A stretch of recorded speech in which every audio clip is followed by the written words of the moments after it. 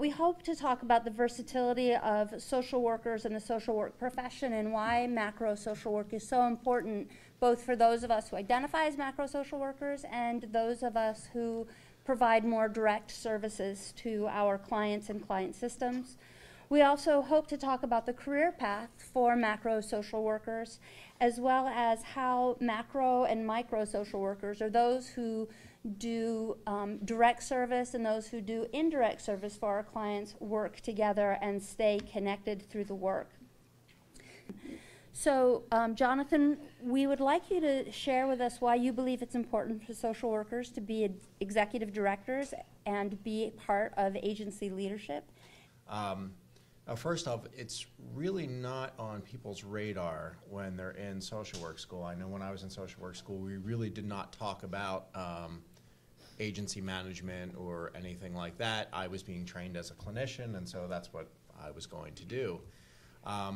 But through my involvement with a lot of different nonprofits, I've seen the value of the MSW degree in leadership positions for a couple of reasons. One, if you're working in the social services, you have the background knowledge of the policy arenas that are going to be affecting your agencies and the kind of services that you're providing to your clients. So that's one thing, it's key. I can tell you, a nonprofit that I began working with a few years ago, one of the challenges that I felt the organization had is that the executive director who did not have an MSW, did not come from the world of social services, really was not aware of what the kind of cutting edge was in clinical services. So, so that's one place you have an advantage. Two, you know the policy. The other thing is the days are gone where funders are going to simply write you checks and think that just because you're all good people, you're going to just provide the services that you're supposed to provide. That's true. And people assume that, oh, you're a homeless service provider. Well, clearly you must do a good job providing services to homeless people. So, we'll write you a check and then we'll check in with you again in a year. Those days are gone for the most part. So we've entered into what a lot of people refer to as the age of accountability. And your funders are now expecting you to collect data on your process and your outcomes. And when it comes time to renew your contracts or to make a decision about future funding, they want to see in pretty concrete terms, what have you accomplished with the money we gave you? So that's a big one.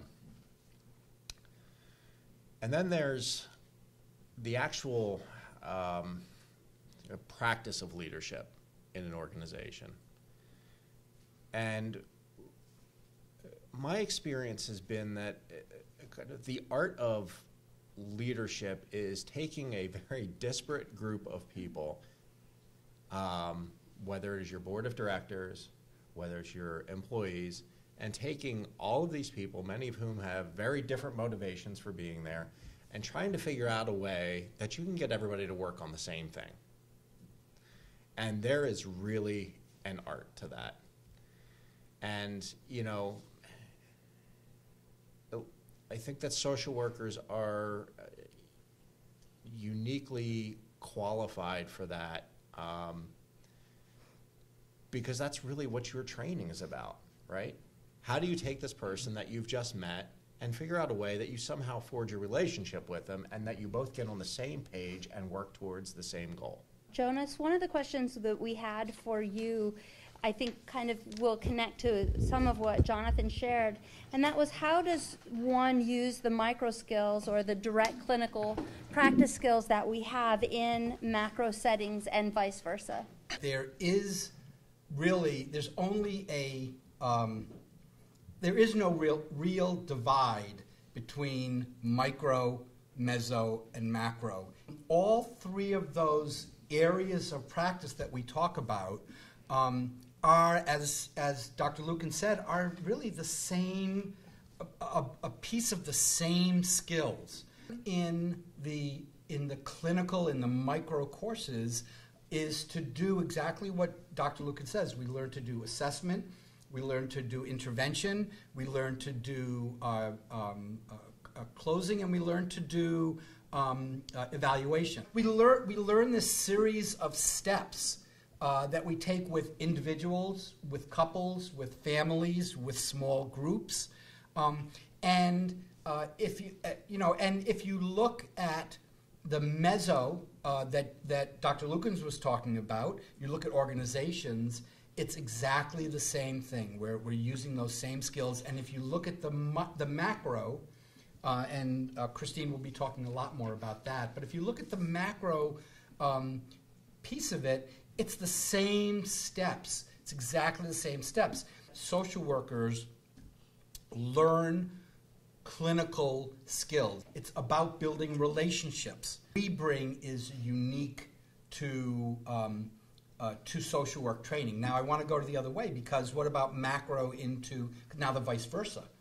Think about bringing the macro piece into your clinical work. So encouraging your clients to go and testify for a bill on increasing shelter beds, or for you to get involved with NASW or other advocacy groups on issues that are important to you and to your clients.